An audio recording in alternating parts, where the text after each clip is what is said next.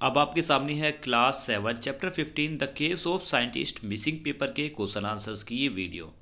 तो question number 1 है जिसमें चूज द करेक्ट आंसर्स यहाँ पे शुरू किए गए हैं। फर्स्ट क्वेश्चन है professor Ralph was a scientist in the field of.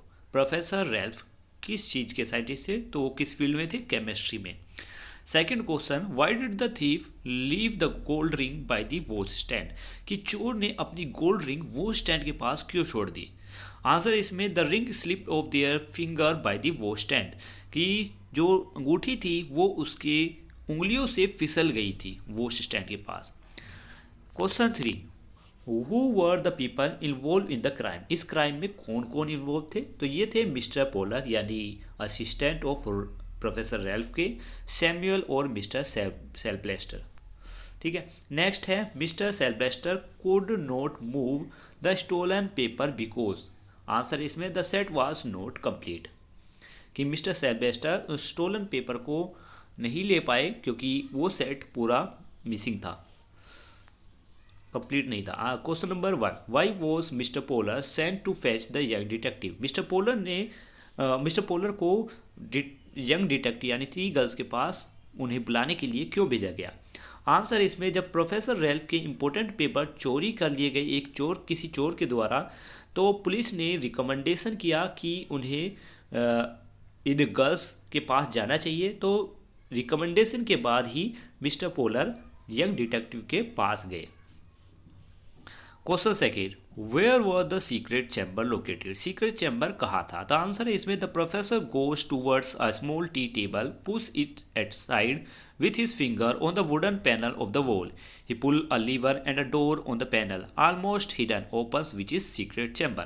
कहने का मतलब है कि प्रोफेसर एक छोटे से स्मॉल टी टेबल के पास गए, उसे वहाँ से हटाया, अपनी उंगलियों से एक वुडन पैनल यानी एक हैंडल जो कि दीवार पे लगा हुआ था उसको खींचा, एक डोर खुला जो कि लगभग गायब था, मतलब जो दिखाई नहीं दे रहा था, वही सीक्रेट चैम्बर था।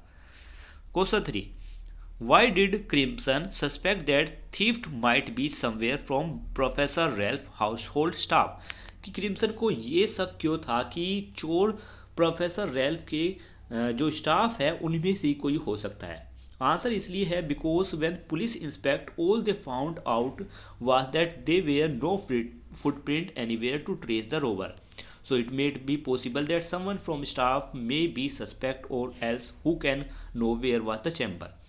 जब पुलिस ने इंस्पेक्ट किया यानी जांच की तो उन्होंने पाया कि यहाँ पर किसी भी चोर के फुटप्रिंट नहीं है, तो इसलिए क्रिम्सन को लगा कि हो सकता है कि स्टाफ का ही कोई मेंबर हो जिसने चोरी की है, क्योंकि उनके सिवाय और कौन जा सकता है कि चैम्बर किस तरफ है।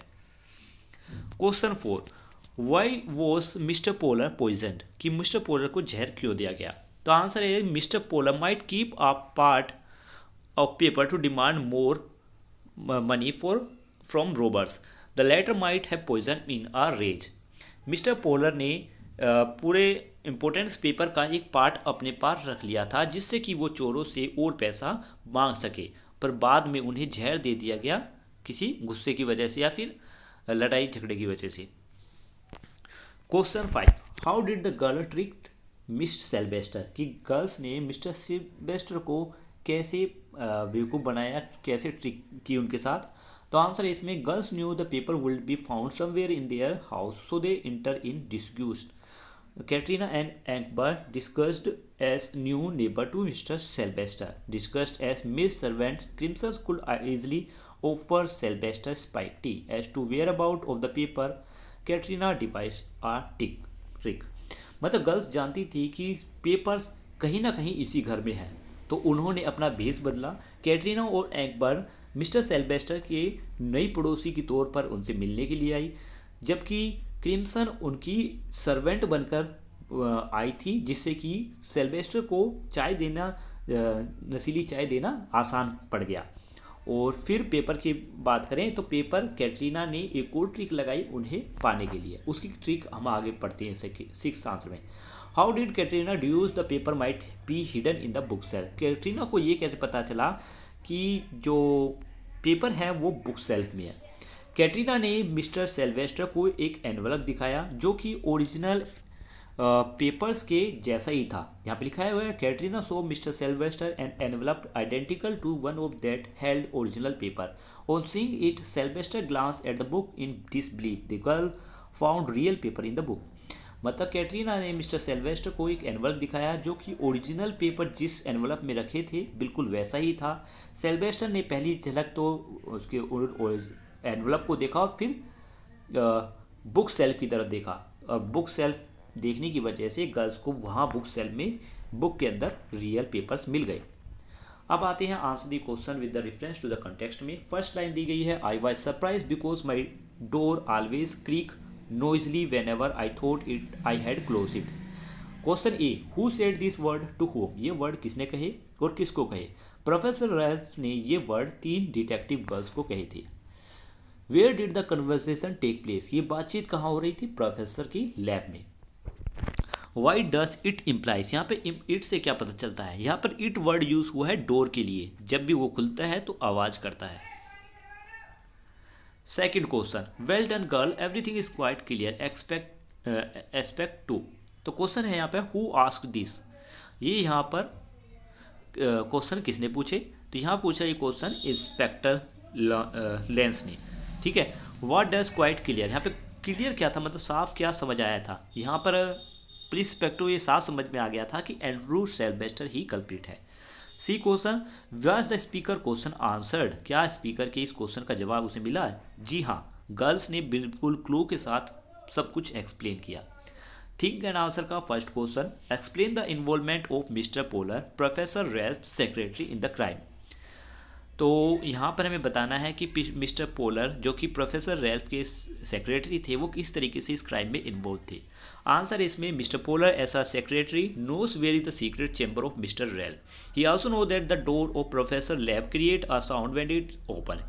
इन the greed of money he help thief to stole professor important paper. He also take a part of paper to want more money from thief.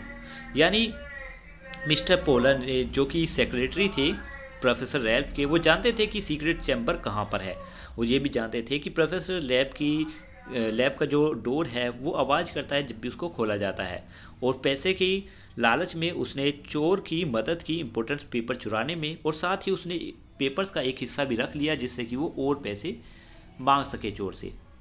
Second question, did this girl do something unethical in the process of solving the crime? Cite instance from the play to justify your answer। तो answer है yes।